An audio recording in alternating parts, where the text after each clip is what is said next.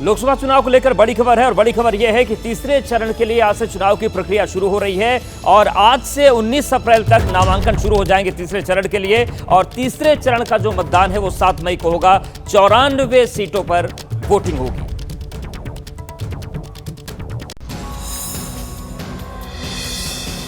लोकसभा चुनाव के तीसरे चरण के लिए नामांकन दाखिल करने की प्रक्रिया आज से शुरू हो रही है। नामांकन दाखिल करने की आखिरी तारीख 19 अप्रैल है। नामांकन की जांच 20 अप्रैल को होगी। नाम वापस लेने की आखिरी तारीख 22 अप्रैल को है। तीसरे चरण के लिए वोटिंग 7 मई को होगी। तीसरे चरण में 12 राज्यों और केंद्र शासित प्रदेशों की 94 सीटों पर मतदान होना है। इस चरण में असम की 4, बिहार की 5, छत्तीसगढ़ की 7, दादर और नगर हवेली की 1, दमन और दीव की 1, गोवा से 2, गुजरात की सभी 26, जम्मू और कश्मीर की 1, कर्नाटक की 14, महाराष्ट्र की 11, मध्य प्रदेश की 8, उत्तर प्रदेश की 10 और पश्चिम बंगाल की 4 सीटों पर मतदान होगा। मध्य प्रदेश की बैतूल लोकसभा सीट पर चुनाव के लिए भी आज अधिसूचना जारी होगी। बैतूल सीट पर दूसरे चरण में मतदान होना था, लेकिन बीएसपी उम्मीदवार के निधन के कारण यहां चुनाव की प्रक्रिया टल गई। अब बैतूल सीट पर भी तीसरे चरण में मतदान होगा। एक और बड़ी खबर लोकसभा चुनावों से जुड़ी आपको बताएं, लोकसभा चुनाव नजदीक है। ऐसे में जोरों शोरों से प्रचार लगातार चुनावों को लेकर जारी है। पीएम मोदी समेत बीजेपी के सभी दिग्गज आज देश के अलग अलग राज्यों में रैलियां करने वाले हैं। पीएम जम्मू कश्मीर और राजस्थान में रैली करने वाले।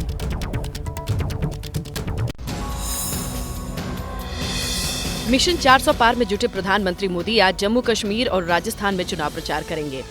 पीएम आज सुबह 11 बजे जम्मू कश्मीर के उधमपुर में जनसभा करेंगे। दोपहर 2:15 पर राजस्थान के बाड़मेर में जनसभा, शाम 4:45 राजस्थान के दौसा में रोड शो करेंगे। उधमपुर में पीएम की जनसभा के लिए चाक चौबंद सुरक्षा की गई है। गृह मंत्री अमित शाह आज यूपी और तमिलनाडु में प्रचार करेंगे। अमित शाह दोपहर 2 बजे मुरादाबाद में जनसभा करेंगे। शाम 5:30 बजे तमिलनाडु के मदुरई में रोड शो करेंगे। बीजेपी अध्यक्ष जेपी नड्डा आज मध्य प्रदेश, महाराष्ट्र में चुनाव प्रचार करेंगे। नड्डा आज सुबह 11 बजे मध्य प्रदेश के सीधी में जनसभा करेंगे। दोपहर 2:30 बजे छिंदवाड़ा में रैली करेंगे। शाम 4:50 पर गोंदिया में चुनाव प्रचार करेंगे।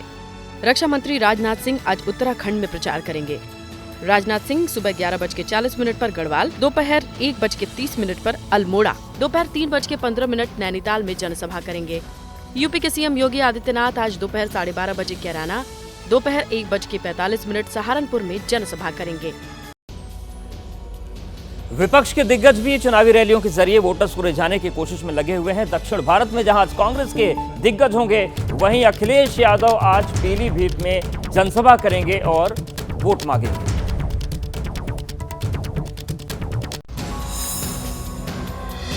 कांग्रेस नेता राहुल गांधी आज दक्षिण भारत में होंगे। राहुल गांधी आज तमिलनाडु में चुनाव प्रचार करेंगे।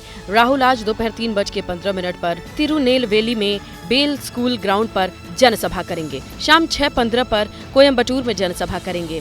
कांग्रेस अध्यक्ष मल्लिकार्जुन खड़गे भी आज दक्षिण भारत में चुनाव प्रचार करेंगे। खड़गे दोपहर 12:30 पर कलबुर्गी, शाम 5 बजे बसव कल्याण में चुनाव प्रचार करेंगे। समाजवादी पार्टी के मुखिया अखिलेश यादव आज दोपहर 12:30 बजे पूरनपुर रामलीला ग्राउंड में जनसभा करेंगे। बिहार के पूर्व डिप्टी सीएम और आरजेडी नेता तेजस्वी यादव वीआईपी के मुखिया मुकेश सहनी के साथ लगातार चुनाव प्रचार में जुटे हैं। तेजस्वी आज दोपहर 12:20 पर टिकरी गया, दोपहर 1:25 पर अनकुप्पा मैदान गया, दोपहर 2:35 पर ITI मैदान नवादा, दोपहर 3:45 पर सिकंदरा जमुई में चुनाव प्रचार करेंगे। बिहार के सीएम नीतीश कुमार आज नवादा में चुनाव प्रचार करेंगे। नीतीश कुमार दोपहर 12:30 बजे नवादा के वारसलीगंज में चुनाव सभा करेंगे। और अब एक बड़ा अपडेट तिहाड़ जेल में बंद सीएम केजरीवाल को लेकर। पंजाब के सीएम भगवंत मान से उनकी मुलाकात होने वाली थी और अब ये मुलाकात कब होगी इसको लेकर फैसला आज होगा। आज इस मुद्दे पर तिहाड़ में अधिकारियों की बैठक होने वाली है। वहीं दूसरी तरफ मंत्री राजकुमार आनंद के इस्तीफे के बाद दिल्ली में संवैधानिक संकट भी खड़ा होता नजर आ रहा है।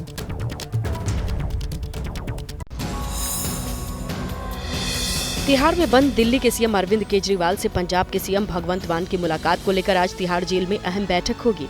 इस बैठक में तिहाड़ जेल अधिकारी, पंजाब पुलिस के डेलीगेशन डीजी, दिल्ली पुलिस के अधिकारी, एडवांस सिक्योरिटी से जुड़े अधिकारी शामिल होंगे।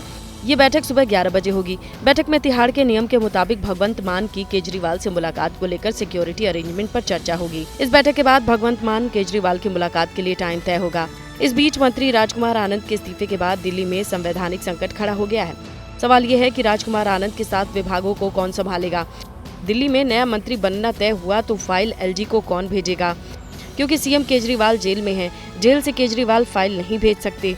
दिल्ली की मंत्री आतिशी का कहना है कि बीजेपी संवैधानिक संकट खड़ा कर रही है। मुख्यमंत्री को गिरफ्तार करो, संवैधानिक संकट का हवाला दो और सरकार गिरा दो। तो अरविंद केजरीवाल इस्तीफा नहीं देंगे।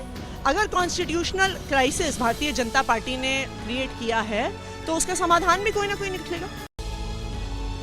भगवान राम को लेकर एक बार फिर से कांग्रेस बीजेपी के निशाने पर आ गई है और इस बार वजह है कांग्रेस नेता रेणुका चौधरी और उनका बयान। अयोध्या में रामलला के प्राण प्रतिष्ठा से दूर रहने वाली कांग्रेस सनातन और भगवान राम को लेकर लगातार बीजेपी के निशाने पर है। अब कांग्रेस नेता रेणुका चौधरी ने फिर विवादित बयान देकर पार्टी की परेशानी बढ़ा दी है। भगवान राम को आप ऑक्शन कर रहे हैं, रोज नीलाम लगाते हैं वोट के लिए। हम नहीं करते हैं जी, हम पूजते हैं। रेणुका चौधरी के बयान के बाद बीजेपी कांग्रेस पर अटैकिंग मोड में है। बीजेपी नेता कह रहे हैं कि कांग्रेस राम विरोधी है और कांग्रेस नेता राम भक्ति का दिखावा कर रहे हैं। देखो, देश का भला कौन कर सकता है? कांग्रेस नहीं कर सकती। तबाह कर दिया भारत को। भारत को आगे ले जाने का काम केवल भारतीय जनता पार्टी कर सकती है। पंडित दीनदयाल उपाध्याय, डॉक्टर श्यामा प्रसाद मुखर्जी, अटल जी, अडवाणी जी और अब नरेंद्र मोदी जी, अमित शाह जी, जेपी नड्डा जी यही करेंगे, क्योंकि ये धारा है, ये इसको आगे ले जा सकते हैं। रेणुका चौधरी जैसी बाबरवादियों को आज स्वयं को राम भक्त कहलाने का पाखंड करना पड़ रहा है।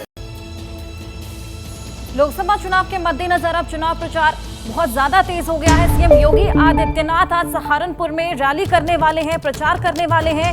सीएम योगी के सहारनपुर दौरे से पहले कांग्रेस उम्मीदवार इमरान मसूद को लेकर विवाद भी होने लगा है। इस बार विवाद इमरान मसूद के किसी बयान पर नहीं हुआ, इस बार विवाद इमरान मसूद के मंदिर जाने पर हो रहा है। सहारनपुर से कांग्रेस उम्मीदवार इमरान मसूद की इस तस्वीर ने यूपी में नया विवाद खड़ा कर दिया है। चुनाव प्रचार के दौरान इमरान मसूद देवबंद के त्रिपुरा बाला सुंदरी देवी मंदिर पहुंच गए। मां त्रिपुरा बाला सुंदरी देवी के दर्शन किए। इमरान के मंदिर जाने की खबर मिलते ही बजरंग दल से जुड़े लोग भड़क उठे। जैसे इमरान की मंदिर वाली तस्वीर आई, बजरंग दल के कार्यकर्ताओं ने मंदिर के बाहर पर्चे लगा दिए। पर्चे में साफ साफ लिख दिया कि मंदिर में गैर हिंदू का प्रवेश मना है। बजरंग दल का आरोप है कि गैर हिंदू के प्रवेश से मंदिर की गरिमा को ठेस पहुंची है। वहीं चुनाव प्रचार के दौरान इमरान मसूद ने कहा कि हिंदू बड़ा भाई है और मुसलमान छोटा भाई है। तो भगवान श्री राम के आदर्शों पर चलने का काम करो। जब भगवान श्री राम को वनवास हुआ, वन देवी ने स्वागत किया और कहा, हे प्रभु, मैं क्या कर सकती हूँ आपके लिए? जिस रास्ते से मैं चल के आया हूँ उस रास्ते को सुगम कर दो, उसके कंकड़ पत्थर सब निकाल दो। मेरा छोटा भाई उस रास्ते से मुझे ढूंढता हुआ आएगा। इस देश के अंदर हिंदू बड़ा भाई है, मुसलमान छोटा भाई है। मतदाताओं से जुड़ने के लिए नेता तरह तरह के नुस्खे आजमाते हैं और ऐसा ही हो रहा है मुंबई के उत्तर पश्चिम सीट पर, जहां पर उद्धव के पार्टी के उम्मीदवार अमोल कीर्तिकर इस वक्त चर्चा में है। एक वोटर एक रुपया। चुनाव में वोटर से कनेक्ट होने के लिए ये पहल की है उद्धव गुट के लोकसभा उम्मीदवार अमोल कीर्तिकर ने। शिवसेना यूटीबी ने अमोल कीर्तिकर को मुंबई उत्तर पश्चिम लोकसभा सीट से उम्मीदवार बनाया है। मतदाताओं से बॉन्डिंग के लिए अमोल कीर्तिकर ने ये पहल शुरू की है। गोरेगांव में टेंट लगाकर अमोल हर मतदाता से 1 रुपया का सहयोग मांग रहे हैं। अमोल ये पैसा नामांकन के दौरान जमानत की रकम जुटाने के लिए मांग रहे हैं। मुंबई उत्तर पश्चिम सीट पर कांग्रेस में रहे संजय निरुपम भी दावेदारी जता रहे हैं, लेकिन जब सीट नहीं मिली तो निरुपम बागी हो गए। फिलहाल इस सीट पर महायुति यानी एनडीए ने अपना उम्मीदवार घोषित नहीं किया। इसी बीच एक वोटर 1 रुपया अभियान चलाकर अमोल कीर्तिकर लोगों के बीच अपनी पकड़ मजबूत करने की कोशिश कर रहे हैं। खबर जम्मू कश्मीर से है, जहां पर खुफिया एजेंसियों ने अलर्ट किया है कि लोगों को वोट देने के लिए लुभाने के लिए कैश और साथ ही नशा महिला कुरियर्स के द्वारा उन तक पहुंचाया जा सकता है, जिसको लेकर क्या कुछ कदम उठाए गए हैं इस रिपोर्ट में देखिए।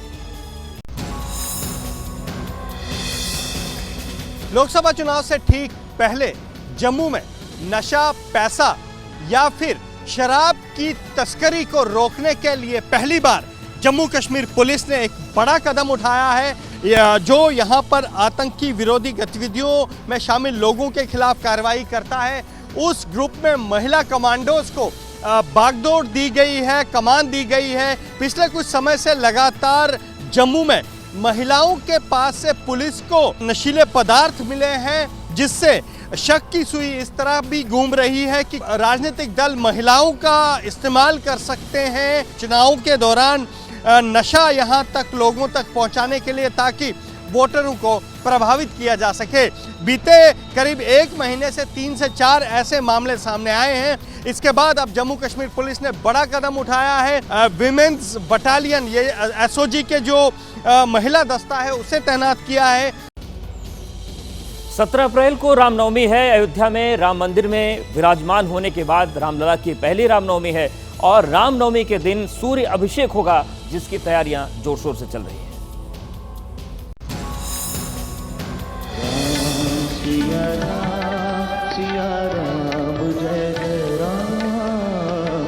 रामनवमी के दिन सूरज की किरणें रामलला का अभिषेक करेंगी। रामनवमी के दिन ठीक 12 बजे मंदिर की तीसरी मंजिल पर लगाए गए ऑप्टोमैकेनिकल सिस्टम के जरिए सूर्य की किरणें गर्भगृह तक आएंगी। यह किरणें दर्पण से रिफ्लेक्ट होकर सीधे रामलला का अभिषेक करेंगी। सूर्य की किरणों से रामलला के अभिषेक का लगातार ट्रायल हो रहा है। तीसरी मंजिल से सूर्य की किरणें 1 रिफ्लेक्टर, 2 दर्पण, 3 लेंस और 1 पीतल पाइप के जरिए रामलला तक पहुँचेंगी। 12 बजे दिन में अभी पूरी तरीके से निश्चित समय तो नहीं कहा जा सकता है, लेकिन भगवान के माथे पर सूर्य किरण आए, पड़े, सूर्य किरण जो है वो सीधे गर्भगृह में पहुंचे, इसका पूरी तरीके से कार्य चल रहा है। यूपी के कैबिनेट मंत्री ओपी राजभर की मां जीतन देवी का लखनऊ से केजीएमयू अस्पताल में निधन हो गया। ईश्वर उनकी आत्मा को शांति दे, लेकिन ओम प्रकाश राजभर की पीड़ा ये भी है कि उनकी मां के इलाज के दौरान एक प्राइवेट अस्पताल में मेडिकल लूट का शिकार बन गए। मेडिकल लूट के आरोप का क्या है सच, देखिए इस रिपोर्ट में।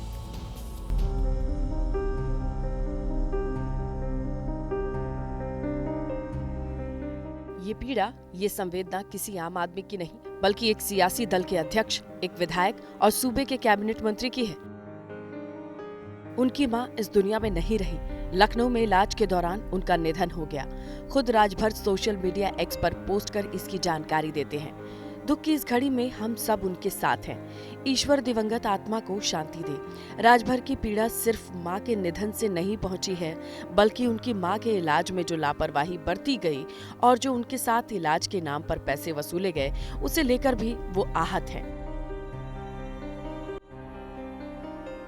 ओम प्रकाश राजभर यूपी के रसूखदार नेता हैं। यूपी सरकार में कैबिनेट मंत्री हैं, लेकिन वो भी प्राइवेट अस्पताल की लूट और लापरवाही के शिकार हो गए। लखनऊ के एक नामी अस्पताल पर खुद को लूटने का आरोप लगा रहे हैं।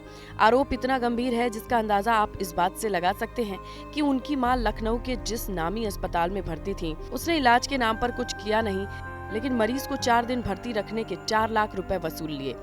जी हाँ, कैबिनेट मंत्री ओम प्रकाश राजभर से उनकी मां को अस्पताल में भर्ती रखने के नाम पर 4 लाख रुपए वसूले गए। मेदांता भर्ती कराए 4 दिन में वो सब 4 लाख रुपया ले लिए, होश तक नहीं आया।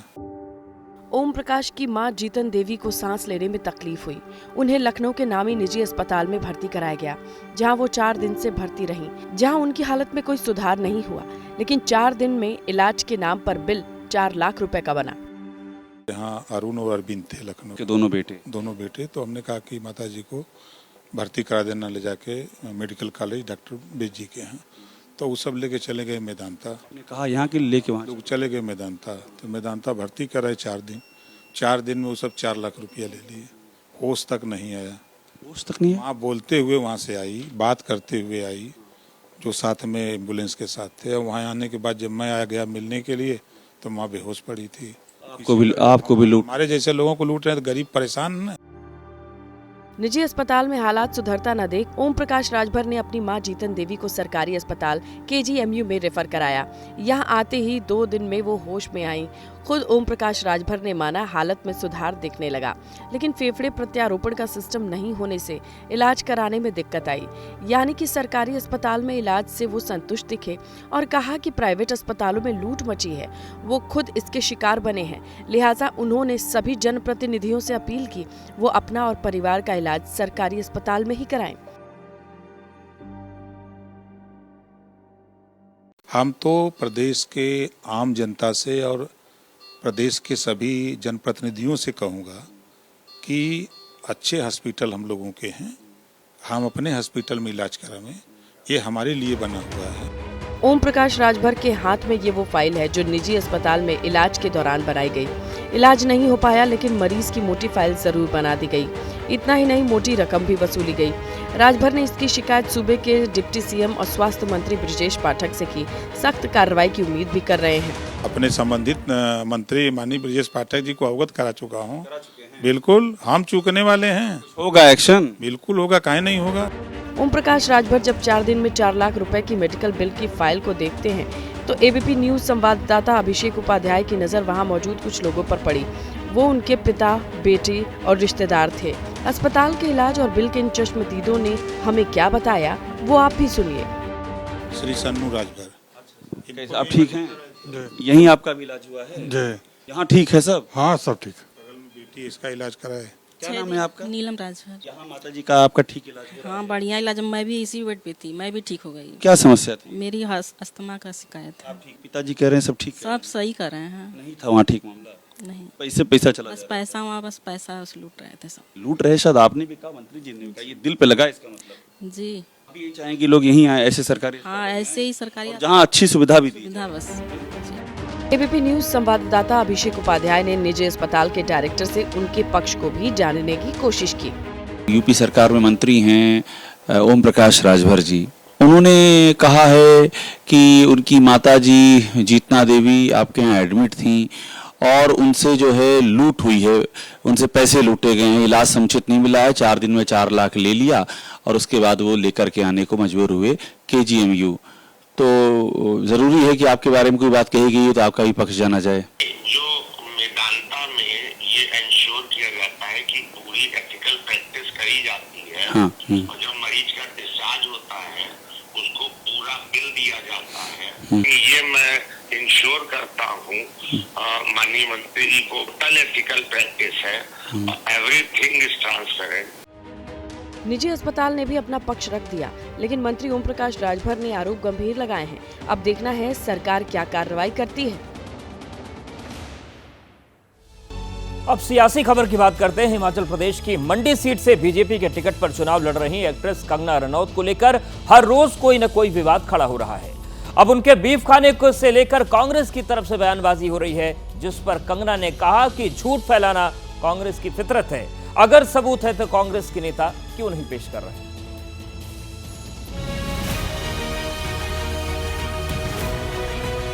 कंगना रनौत अपने बिंदास अंदाज और बेबाकी के लिए मशहूर है। फिल्म इंडस्ट्री में सेल्फ मेड एक कामयाब एक्ट्रेस है, लेकिन वो अक्सर विवादों से जुड़ जाती हैं। वो फिलहाल राजनीति में हाथ आजमाने की कोशिश कर रही हैं। बीजेपी ने उन्हें हिमाचल के मंडी लोकसभा सीट से टिकट भी दे दिया है। कंगना पूरे जोश के साथ चुनाव प्रचार में जुटी हुई हैं, लेकिन विवाद है कि उनका पीछा ही नहीं छोड़ रहे। ताजा विवाद खान पान को लेकर है। कांग्रेस के नेताओं ने उन पर बीफ खाने का आरोप लगाया है। बस फिर क्या, कंगना बेफर पड़ी, पानी पी पी कर कांग्रेस के नेताओं पर निशाना साध रही हैं। एक बड़ा पप्पू है दिल्ली में, लेकिन हमारे यहाँ पे भी एक छोटा पप्पू है। वो कहता है कि मैं गौमांस खाती हूँ और उसके पास एक वीडियो है, तो वो वीडियो दिखाता क्यों नहीं है। कंगना ने छोटा पप्पू कहा, नाम नहीं लिया, लेकिन इशारा साफ है। कंगना राज्य के कैबिनेट मंत्री कांग्रेस नेता विक्रमादित्य सिंह को छोटा पप्पू कह रही हैं। विक्रमादित्य सिंह पूर्व सीएम वीरभद्र सिंह, कांग्रेस प्रदेश अध्यक्ष प्रतिभा सिंह के बेटे हैं। परिवार का बड़ा रसूख है। आज मैं ये सब पप्पुओं को, जो भी है, जो मुझे धमका रहे हैं, मैं चुनौती देती हूँ। ये तुम्हारे बाप दादाओं की रियासत नहीं है जो तुम मुझे डरा के धमका के यहाँ से बाहर भेज दोगे। ये नरेंद्र मोदी का नया भारत है।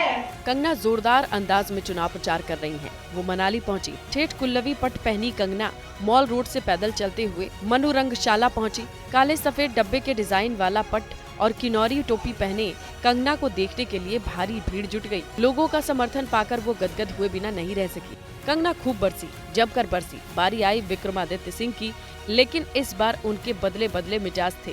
कंगना को बहन बताया, कहा उनकी बहुत इज्जत करते हैं, लेकिन तंज कसने से बाज नहीं आए। जिस तरीके की भाषा शैली का प्रयोग उन्होंने किया है, शब्दावली का प्रयोग उन्होंने किया है, खास करके हमारे लिए, कांग्रेस पार्टी के लिए, हिमाचल प्रदेश के लिए, उसके लिए मैं उनको कोटि कोटि उनका नमन करता हूं। आज तक इस तरीके की भाषा शैली का प्रयोग हिमाचल जैसी पवित्र देवभूमि में नहीं हुआ होगा। कंगना के उम्मीदवार बनने पर हिमाचल और खासकर मंडी सीट के सियासी समीकरण बदले हुए हैं। मौजूदा सांसद विक्रमादित्य सिंह की मां प्रतिभा सिंह हैं। पहले उन्होंने 2024 चुनाव लड़ने से इनकार किया, फिर मन बदला, चुनाव लड़ने के संकेत भी दिए। फिर बयान आया, प्रदेश अध्यक्ष होने के नाते एक सीट पर गिरना पार्टी के हित में नहीं। तो सुर उठने लगे कि कंगना को विक्रमादित्य सिंह चुनौती दें। सूत्र बताते हैं विक्रमादित्य को पार्टी टिकट दे सकती है, उम्मीदवारी का ऐलान भी जल्द कर सकती है। लिहाजा विक्रमादित्य चुनावी मोड में आ गए हैं। कंगना पर वार पलटवार से चूक नहीं रहे हैं।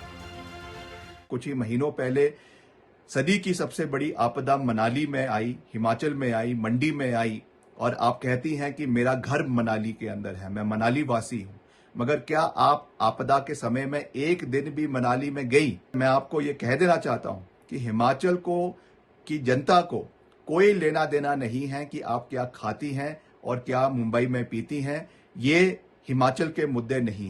दरअसल कुछ दिन पहले ही कांग्रेस नेता विजय वडेट्टीवार ने आरोप लगाया, कंगना ने सोशल मीडिया पर ये कहा था उन्हें बीफ पसंद है, वो खाती भी हैं, जिस पर विक्रमादित्य सिंह ने कंगना से सफाई मांगी थी।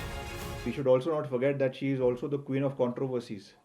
जो उन्होंने बातें राष्ट्र में और देश में समय समय पर करी है, अगर वो सोच रही हैं कि वो मुद्दे चुनावों में उठेंगे नहीं, तो उनको जय श्री राम। मगर ये मुद्दे उठेंगे भी और इसका जवाब उनको देना पड़ेगा।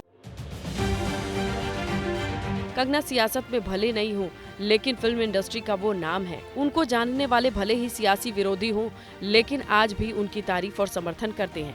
कंगना की उम्मीदवारी के ऐलान के बाद से कांग्रेस उन पर कुछ ज्यादा ही हमलावर है। कुछ दिन पहले ही कांग्रेस सोशल मीडिया विंग की हेड सुप्रिया श्रीनेत ने आपत्तिजनक पोस्ट कर दिया, जिसे लेकर विवाद खड़ा हो गया। मामला चुनाव आयोग, महिला आयोग तक पहुंच गया। अब उन पर बीफ खाने का आरोप लगाने वाले कांग्रेस नेता नए विवाद में घिरते नजर आ रहे हैं। एक कहावत है, सिर मुड़ाते ओले पड़े, जो फिलहाल कांग्रेस पर बिल्कुल फिट बैठ रही है। काफी माथापच्ची के बाद मुंबई उत्तर लोकसभा सीट उसके खाते में आई है, लेकिन अब खबर यह है कि उसे इस सीट से उम्मीदवार ही नहीं मिल रहा। कांग्रेस इस सीट से लड़ने के लिए कई नेताओं से गुहार लगा रही है, लेकिन कोई तैयार नहीं हो रहा।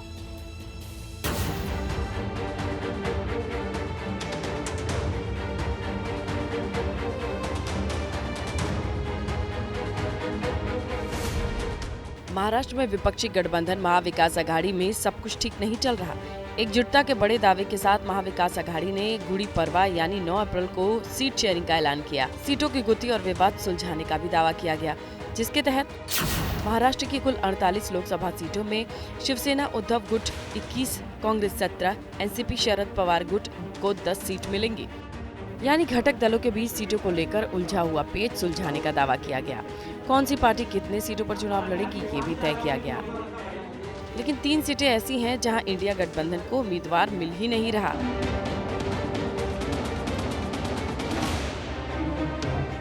महाविकास आघाड़ी की सीट शेयरिंग में उत्तर मुंबई सीट कांग्रेस के हिस्से गई है, लेकिन कांग्रेस के सामने मुसीबत ये है कि सीट के लिए उनके पास उम्मीदवार ही नहीं। प्रदेश अध्यक्ष नाना पटोले ने शिवसेना उद्धव गुट के नेता विनोद घोसालकर को ही पेशकश की है कि कांग्रेस के चुनाव चिन्ह पर लड़ें, लेकिन घोसालकर ने इनकार कर दिया।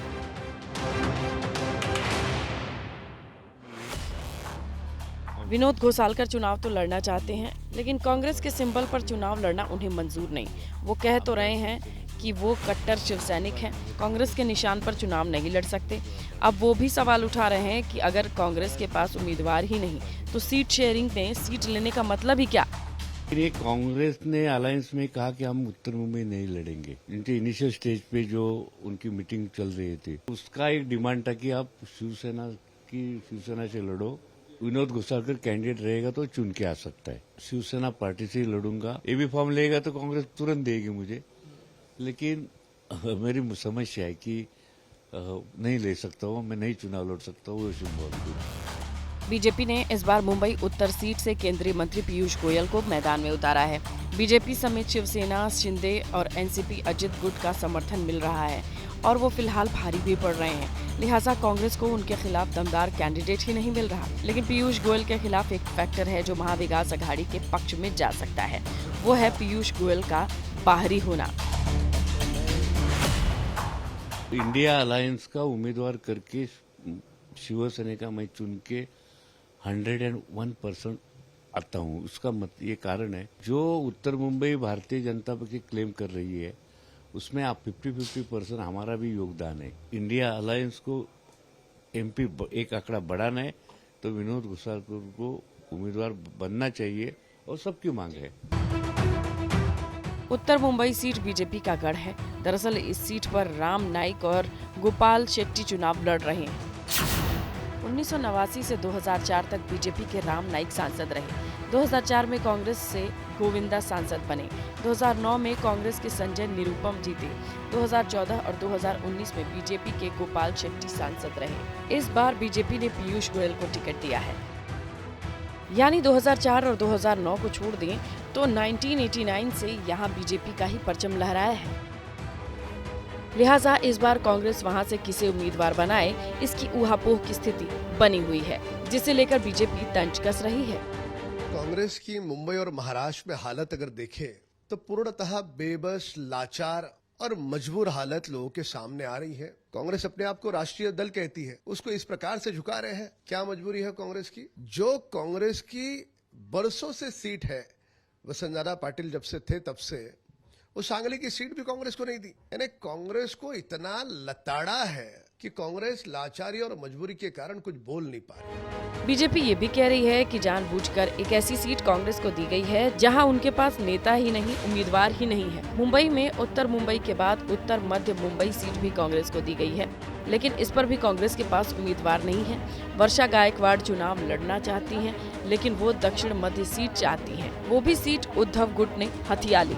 हमारे सामने कोई भी लड़े। महाराष्ट्र में 48 सीटें हैं, 48 में से 45 सीटें मजबूती के साथ जीतेंगे। अन्य सीटों पर भी जीत के आए, इसके लिए हमारा प्रयास जारी है। तीनों दलों के पास न नेता है, न नीति है, न नीयत है, न नेतृत्व है। किस आधार पर वोट मांगेंगे? सिर्फ मुंबई उत्तर ही नहीं बल्कि सांगली की सीट को लेकर भी विवाद थम नहीं रहा। सांगली कांग्रेस की परंपरागत सीट मानी जाती है, लेकिन इस बार उद्धव ठाकरे ने दबाव बनाया तो कांग्रेस ने सीट उद्धव गुट को दे दी, जिससे सांगली के कई नेता प्रदेश अध्यक्ष नाना पटोले से नाराज हैं और जल्द ही कांग्रेस में एक और फूट के संकेत मिलने लगे हैं।